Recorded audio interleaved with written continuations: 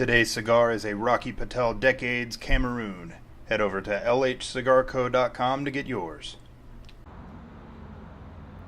So I don't know how many of you are musicians like I am, but any of you that are will know that when you're a musician, you buy and sell a lot of gear.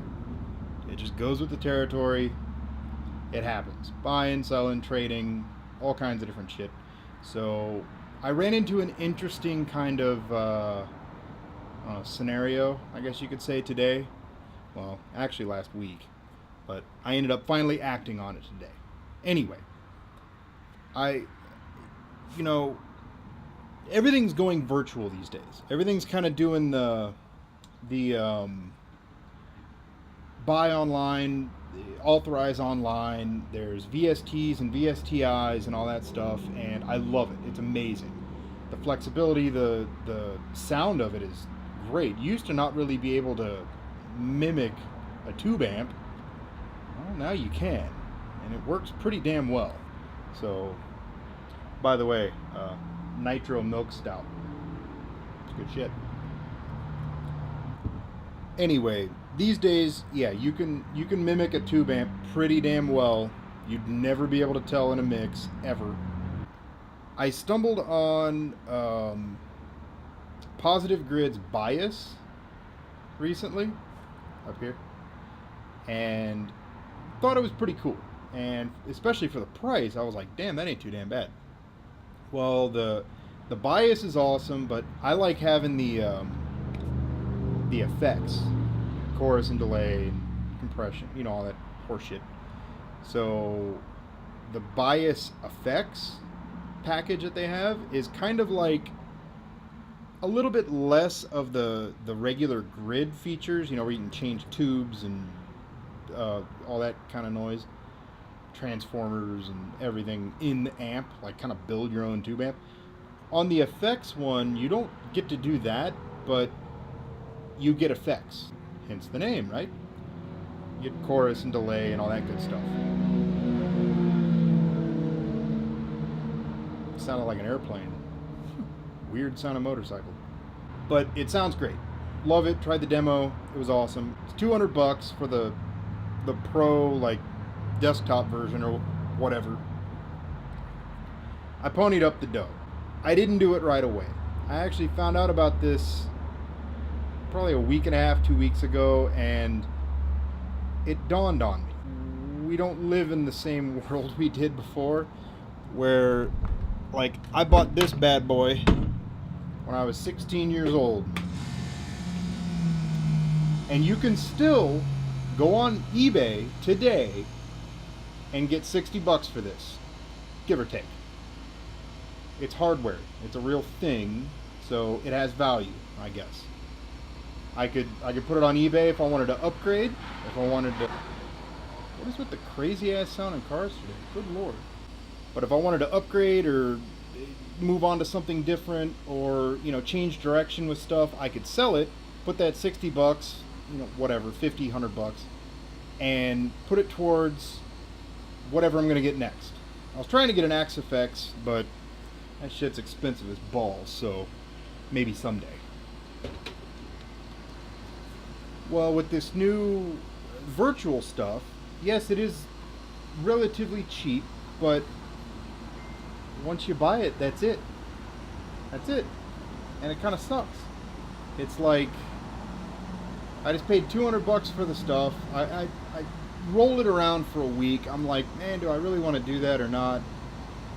I'm like, yeah, it sounds good. It's the user interface is great. If you haven't tried it, check it out. The demo is pretty cool, but it definitely made me pause. In a year or two down the road, when I decide to move on from this,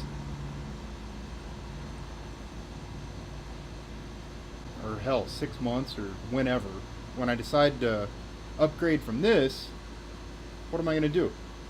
I'm just out the $200. There's no resale value in software because it's not a real thing.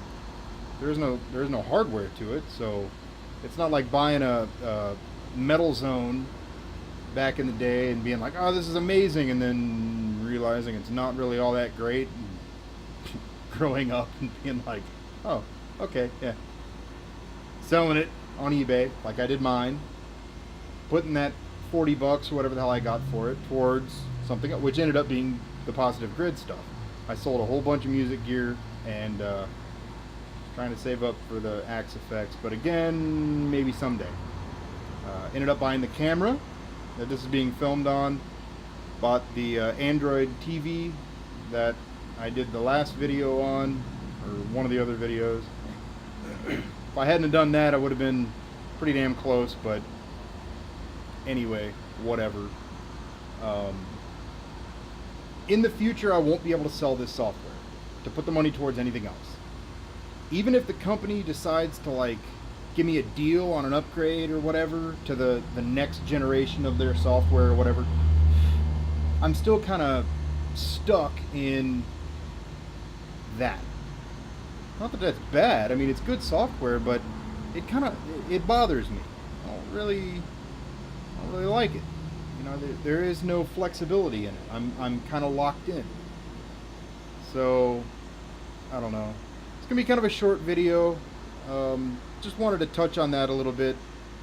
I'll put a little outro of me playing on the Positive Grid stuff so you guys can hear it and Google around a bit. There's tons of videos about it on YouTube and stuff. It's pretty awesome.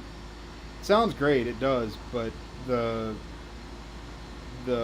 finality of it, I guess you could say, kind of unnerving. I'm used to buying stuff, and then when I'm done with it, or I want to upgrade, or I want to, you know, whatever, sell it and get at least some money back. Even if I don't remember what the hell I paid for that thing. I bought it 100 years ago, so I don't remember offhand, but probably a couple $100. So I mean, hell, if I get 60 bucks back, all right, sweet. Put it towards the next bit of gear. Well, I just spent 200 bucks on software and kind of not real happy about it in a way, but well, we'll see. So any thoughts, feedback, questions? How many of you out there have gone the software route? How many of you out there have an Axe effects? I hate you. How many out there still just play an amp and put a mic in front of it and just call it good?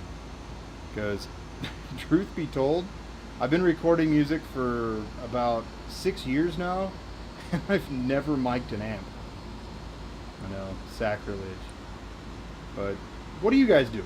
How do you guys do it? Post me some links, make some vids, something like that. Love to hear you guys.